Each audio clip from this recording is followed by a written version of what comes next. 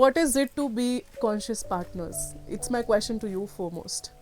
Well, for me, conscious partners, see, when I was in the relationship and all, I was, of course, I was this impulsive in the sense that I always followed my heart. I never questioned any emotion or feeling that I had. And I'm always taught to be expressive. Like anything, that whether I like somebody or whether I don't like somebody, I'm very expressive in that sense. I never hide my emotions. When I first met him, I was very always going with my heart, always making decisions, and very trusting of my heart. I always believed that we must always listen to our decisions, and I never went with my brain. I always in the thinking like things will happen.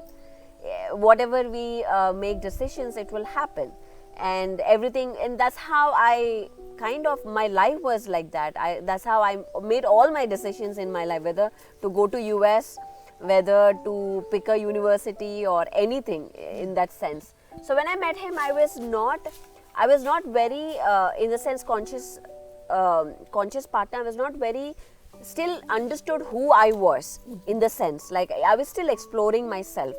I was 21 years old when I met him, so I was pretty young. So we had seen that age where, normally like it's a very young age. So I was still not sure about who I was. I was still kind of exploring. I'm sure he was too at that point, exploring what he truly wants and likes. So, but through our relationship, I think we both grew in our own way, and we are both unfolding each other's new learnings or the growth part. So we are keeping up with it, and the conscious partners in the sense for me is making that conscious choice every day, or rather at least every year, when the anniversary comes or something happens, that we both are here together conscious, like we want to be together. It is not because of any marriage legal thing, or because the society sees us as a couple now that we have to be together, or because we are parents. Do we really want to be together? Do I really, how are we keeping up with each other's growth? Because if one person is going this way and other person is going, then there is a lot of gap. So how are we keeping together and growing together is, I think, very important as a conscious couple. Absolutely. Yeah, every year, like when an anniversary comes, I tell her 10 years of successful marriage on to 11th. This year I said 11 years of successful marriage on to 12th. Wow. So because we want to, I just don't want to, we are all guilty of taking things too much for granted, and myself, like I'm more guilty of doing this than her. So I'll give another example of being conscious, right? Like again, a lot of times we do things without thinking, and that is classic case of mine. This is my favorite example I give everyone. We've been knowing each other for so long. This is post-marriage, somewhere around 11 or 12, where we were like walking out somewhere. You mean 2011 or 12? Yeah, okay. Somewhere in 11 or 12. This is us knowing each other for 8 years. I never drank alcohol. And she used to, she was socially she would drink. So one day we were walking and she's telling me that I feel like cooking today and I want to do it with some nice jazz or Latin music and a wine and just enjoy that in my house. One day I will do that. And it suddenly hit me, it was a very rude awakening for me, saying aren't we married? Don't we have a house of our own? What other house is she waiting for? So I was so hardwired in my own way that I don't drink alcohol, so there is no way this can come in our house. And here she was suppressing, right? So we were kind of accommodating each other, which is also a beautiful part of a relationship. But that is where if you are conscious, right? She wasn't complaining, she was just speaking her heart to me, and I finally was listening, because this is not the first time she must have said that, but it just hit me. And to me that is being conscious, right? Now that you are aware, right? Previously when she must have said, I wasn't in that frame of mind, or I didn't realize that.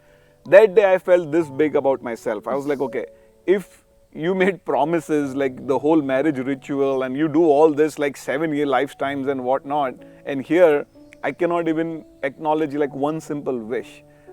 If I don't want to drink it, I don't drink it. Like, why am I saying it no? Or like, why is it just suddenly my decision? So that is how we've both, over the time realized giving each other space and acknowledging. And you can only do it if you're conscious about it, right? Like, I could have said nothing doing, and she could have like gone to a friend's house. Like, we have close friends where she could have done the same. But it's like when you open your mind and doors for your own partner, right? Like, and again, that's what has been ongoing over and over again, right? Like, every time it's when things like this happen, rather than trying to defend that, like, no, you know what, I was right because alcohol is wrong, or this is right, or this is wrong, right? It's very easy to get binary. But if you, at least in some instances, right, I had a chance to step back. So that to me is more about conscious, right? Like, being aware of what your partner is saying. So there have been some blissful moments. I think the point that he mentioned is so true, and I guess is about listening. About really, are we really listening to each other, or are we just making, like, always in that, we are always listening from a lot of filters of his family, filters of who said in the marriage, what happened, all these different filters. And when the message he is saying comes through me, it goes through so many filters, and the essence probably will receive it or may not. So the choice, I think, every day is how can I get past those filters? How can I remove those filters and really listen? And that comes only by not having expectations. I know it's very easy for me to say don't have expectations. It's an everyday challenge. It's an everyday question. In the same way, like, for example, if the family dynamics, like if his parents say something to me, that becomes a bigger thing. If the same thing was said to me by my parents, it's a different thing. So how do I consciously not have that filters when it comes from his parents and not that in-law thing? So how do I change that so that it's all about connections at the end of the day. True. All these relationships are made by man-made, but at the end of the day, it's all about connecting and feelings, emotions. So how can we bring, that is something that I always remember, that okay, if the same message comes from my mother, would I react differently? If it comes from his mother, am I reacting differently? So I kind of bring that thought constantly and deal with it. And I tell him also sometimes that, I remind him that as well. That sometimes, because of just the relationships we have certain expectations, and this comes through programming. Bachpan se, from childhood we keep hearing or we see movies and we have all this programming. So we also tend to think that way. So that's something that I think the key is understanding the intent of the message. A lot of times, like to her point, the intent is lost. The source, the mechanism, the tone, all those things are important, right? It's not always easy to be in a very Zen-like state to try and like open all those, peel all those layers and let the message come through. But, every now and then this is where like doing something different. And that's kind of like, if I was to answer your question on conscious living, I think that's where we have to start trying analyze our daily day-to-day life. For example, a lot of our life is like depending on the date and the day of the calendar, right? Like, is it, it's Monday, did I pay all my bills, right? Like, did I submit my timesheet? Did I do XYZ activities? It's Monday, 9 o'clock, this meeting, 5 this. We are living our life like we are in the moment, but we are not doing a lot of things very consciously. We are just doing things for the sake of it, right?